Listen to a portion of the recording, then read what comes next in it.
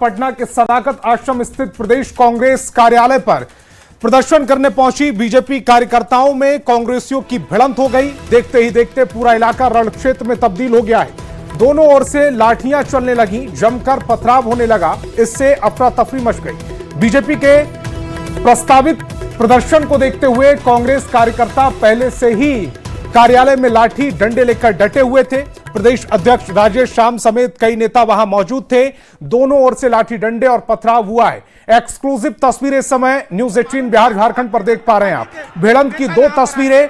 BJP एक तरफ कांग्रेस के दफ्तर के बाहर ये प्रदर्शन कर रही है, तो कांग्रेस भी इस प्रदर्शन को लेकर तैयार थी। वहां भी लाठी डंडे पहले से रखे हुए थे। राजेश श्याम के नेतृत्व में यह प्रदर्शन कांग्रेस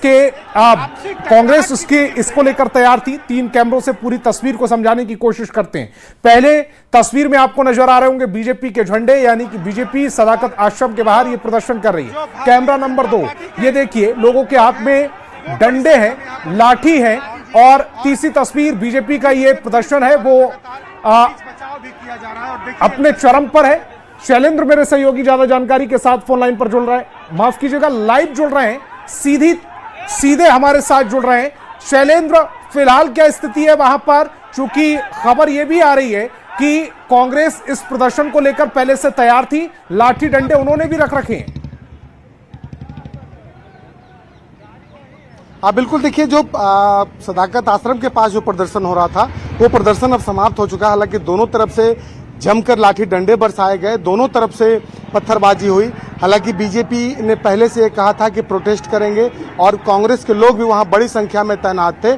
और यहां अब उसके बाद हम दूसरी तस्वीर दिखा रहे हैं। ये सर्कुलर रोड है और हमारे ठीक दाहिनी ओर उप मुख्यमंत्री का आवास है और बाईं ओर लगभग 100 से 150 मीटर की दूरी पर मुख्यमंत्री का आवास है और पीछे पूर्व मुख्यमंत्री नीतीश कुमार का आवास है। और इस इलाके में जो प्रदर्शन किया जा रहा है उसकी हम तस्वीर दिखा रहे हैं कि किस तरीके से ये जो पूरा इलाका है ये रण क्षेत्र में तब्दील हो चुका था। ये पूरा जो इलाका है, यहाँ पर बड़ी संख्या में जो छात्र थे वो पहुंच चुके थे। ऐसा संगठन से थे, कई अलग अलग छात्र संगठन के जो छात्र हैं वो यहाँ पर पहुंच चुके थे। और शायद ये पहला लंबे समय के बाद ऐसा मौका हुआ होगा कि इस वीवीआईपी इलाके में, जो इलाका जहां पर मुख्यमंत्री का आवास हो, उस इलाके में जो प्रदर्शनकारी है वो पहुंच जाते हैं। और ये तस्वीर देखिए, बड़ी संख्या में यहाँ पर पुलिस की तैनाती कर दी गई है, लेकिन यहाँ पर जो प्रदर्शनकारी है वो उग्र होकर के यहाँ पर पहुंचे। और अभी भी सड़कों की हम तस्वीर दिखाएंगे कि किस तरीके से सड़कों पर ईंट और पत्थर गिरे हुए हैं।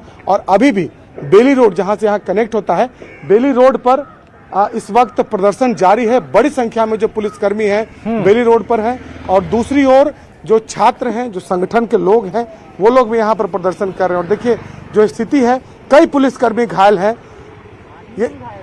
ये सड़कों की तस्वीर दिखा रहे हैं तब कि किस तरीके से यहाँ पर चीजें चल रही हैं। और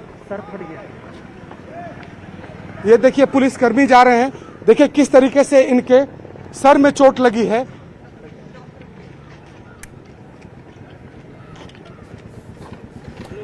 तो तस्वीरें इस समय आपकी टेलीविजन स्क्रीन पर है। ये 10 सर्कुलर रोड की तस्वीर है जहां पर प्रदर्शन हो रहा था। उसी दौरान कुछ लोगों को यहां पर चोट लगी है। पुलिस हालांकि मोर्चा संभाले हुए है, दोनों तरफ से प्रदर्शन चल रहा था। कुछ छात्र संगठन यहां पर आए थे और बीजेपी कार्यकर्ता भी बड़ी तादाद में वहां पर डटे हुए हैं। ये वो इलाका है, अपने दर्शकों को बता दूं, जहां मुख्यमंत्री आवास है, जहां उप मुख्यमंत्री आवास है, जहां पूर्व मुख्यमंत्री आवास है। ये कितना महत्वपूर्ण इलाका है, इस बात से आप अंदाजा लगा सकते हैं। कुछ जो छात्र संगठन थे वो यहां प्रदर्शन करने आए, बीजेपी कार्यकर्ता भी वहां मौजूद हैं। पुलिस की भी बड़ी मात्रा में वहां पर तैनाती की गई है। शैलेंद्र मेरे सहयोगी लगातार वहां से तस्वीरें दिखा रहे हैं। शैलेंद्र, अपनी बात को कंप्लीट कीजिएगा।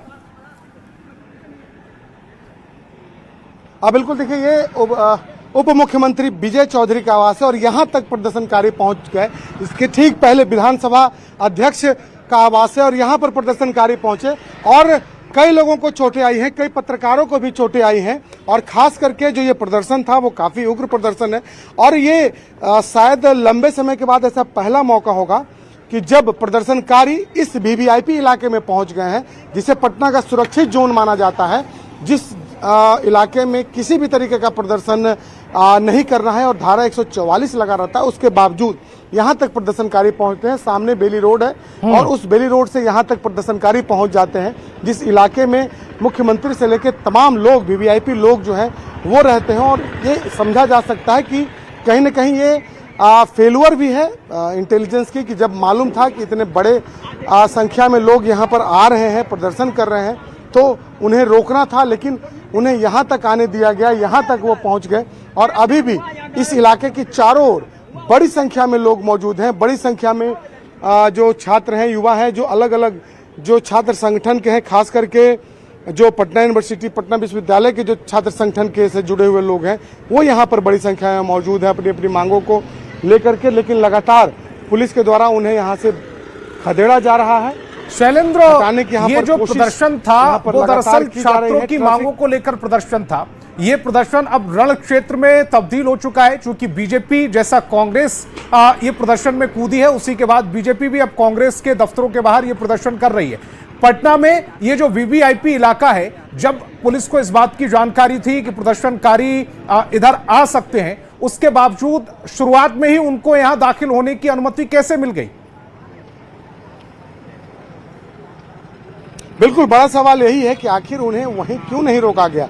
गांधी मैदान से जब वो आगे बढ़े तो डाक बंगला आता है, डाक बंगला के बाद इनकम टैक्स गोलंबर है, इनकम टैक्स गोलंबर के बाद जो पुराना हड़ताली मोड़ जिसे कहा जाता है, वहां तक भी पुलिस रोक सकती थी, लेकिन वहां पर भी इन्हें नहीं रोका गया।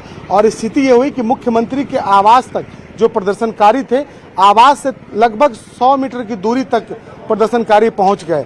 तो सवाल ये उठता है कि पटना में इसके पहले इस तरीके की तस्वीर कभी नहीं देखी गई कि कोई भी प्रदर्शनकारी मुख्यमंत्री के आवास तक पहुंच जाए, उप मुख्यमंत्री के आवास तक पहुंच जाए, और वो भी इतनी बड़ी संख्या में, और इस तरीके से सड़कों पर चीजें हों। ये शायद पहली दफा इस तरीके से चीजें दिखी है। और कहीं न कहीं जो पहले से जो जब जानकारी थी सब लोगों को, तो पहले इन्हें क्यों नहीं रोका गया। और नतीजा ये हुआ कि जो सड़क है वो कहीं न कहीं रण क्षेत्र में तब्दील नजर आ रहा है। एक और सियासी रण क्षेत्र जहां कांग्रेस और भारतीय जनता पार्टी के नेता एक दूसरे पर हमलावर नजर आ रहे हैं, डंडे, ईंट, पत्थर लेकर के, तो दूसरी ओर सड़कों पर उनके अलग अलग समर्थन में जो छात्र, और सवाल यही उठ रहा है शैलेंद्र, जब ये मुद्दा छात्रों के मुद्दे को लेकर ये प्रदर्शन हो रहा था, उसमें से छात्रों के मुद्दे क्यों गौण है, इस पर राजनीति क्यों होने लगी है? आप मेरे साथ जुड़े, आपका बहुत बहुत शुक्रिया।